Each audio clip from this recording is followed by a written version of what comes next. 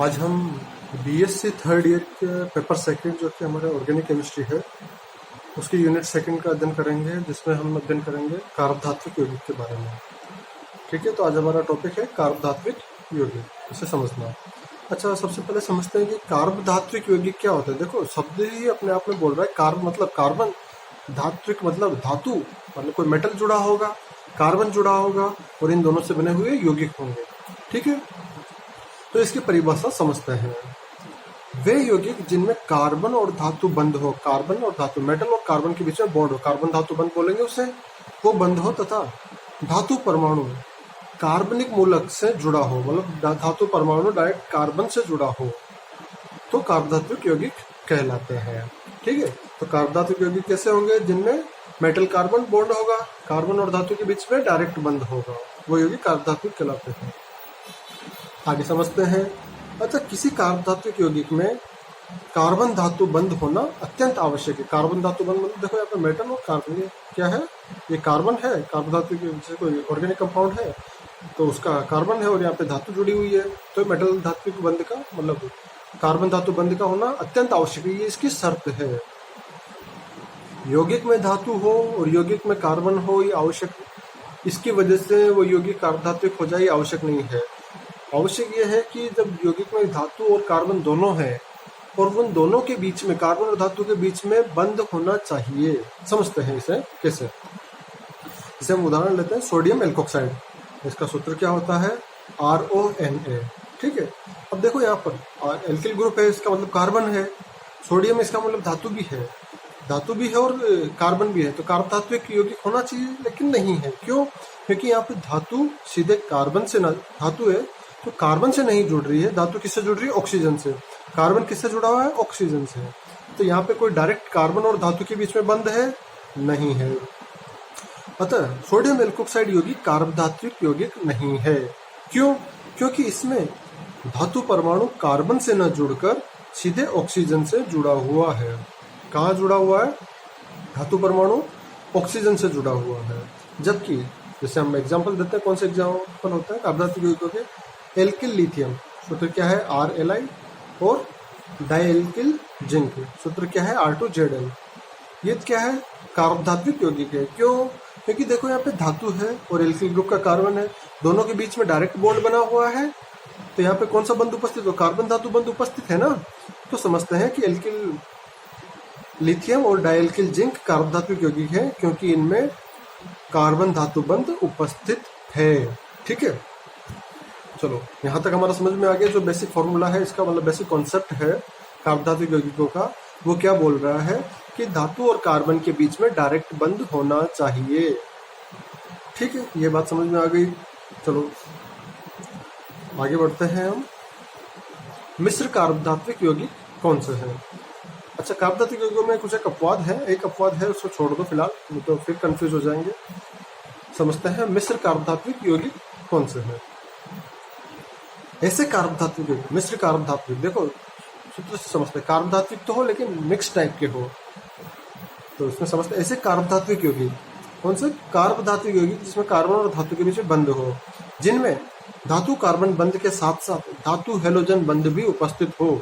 मतलब जैसे यहाँ पर एग्जाम्पल समझते हैं, RMG, धातु और कार्बन के बीच में बंध है, साथ साथ धातु और हेलोजन, एल्किल मैग्नीशियम हेलाइड है ना, इसमें हेलोजन के साथ भी बंध है धातु का। तो धातु के किस किस के साथ बंध है?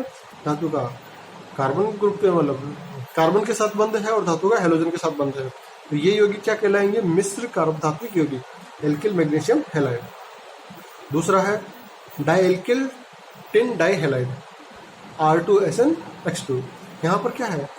जो टिन है इसका कार्बन के साथ डायरेक्ट कार्बधात्विक बंध है, और हेलाइड के हेलोजन है उनके साथ भी इसका बंध है, धातु हेलोजन बंध है। अतः ये यौगिक क्या कहलाएंगे? मिश्र कार्बधात्विक यौगिक कहलाते हैं। ठीक है, इसके आगे का चलो आगे बढ़ते हैं। अब हम आगे बढ़ते हैं, कार्बधात्विक यौगिक समझ लिया, मिश्र कार्बधात्विक यौगिक समझ लिया। अब हम इसका यूनिट शुरू करते हैं। कार्ब मैग्नीशियम यौगिक, जिसमें मैग्नीशियम का कार्बन के साथ डायरेक्ट बंध हो। इसको एक एग्जांपल से लेते हैं, ग्रिग्नार्ड अभिकर्मक, या इंग्लिश में ग्रिग्नार्ड रिएजेंट बोलते हैं। इसका सूत्र क्या होता है? RMgHc। एल्किल ग्रुप मैग्नीशियम धातु से जुड़ा हुआ है और उसी मैग्नीशियम धातु से हेलोजन जुड़ा हुआ है। यहाँ पर क्या है? कार्बधातुक बंध है और धातु हेलोजन बंध भी उपस्थित है। तो ये मिश्र कार्बधातुक यौगिक का उदाहरण है। समझते हैं। ग्रिग्नार अभिकर्मक अत्यंत क्रियाशील होते हैं। कैसे होते हैं ग्रिग्नार अभिकर्मक? हाईली रिएक्टिव होते हैं, बहुत तेजी से क्रिया करते हैं। अतः जल और एल्कोहल के साथ तेजी से क्रिया कर सकते हैं।